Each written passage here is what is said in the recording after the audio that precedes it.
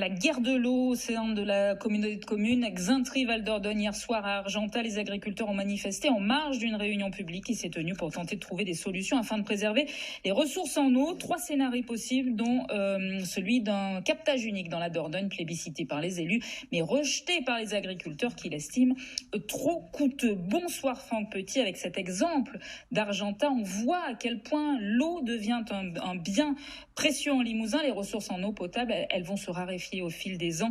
Il est urgent de trouver des solutions. Oui, vous venez de le dire, la réunion houleuse d'hier soir à Argentat risque d'être le premier épisode d'une guerre de l'eau en Limousin. Dans certaines communes, les sources risquent tout bonnement de se tarir dans les prochaines années pour des raisons très très simples. Le Limousin se situe tout d'abord sur les contreforts du Massif central.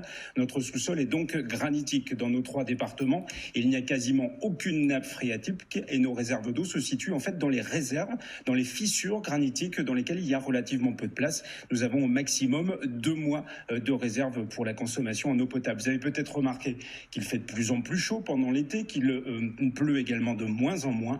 Donc nos ressources en eau sont en danger. Qu'est-ce qu'on peut faire ? Dans certaines grandes agglomérations comme Limoges, les élus ont anticipé ce manque d'eau en créant donc des grandes réserves d'eau potable de surface dans les années 50 et partout ailleurs. Il faut trouver des solutions au cas par cas. Et à Argentat, c'est le captage d'eau dans la Dordogne qui semble être le plus efficace. En Creuse, l'agence de l'eau préconise l'interconnexion des réseaux d'eau. De gros tuyaux seraient donc installés entre les villages pour alimenter ceux qui seraient à sec. Et vous imaginez bien que tout ça va coûter très très cher et ça va alourdir la facture d'eau. Et si on ne fait rien, qu'est-ce qui va se passer ?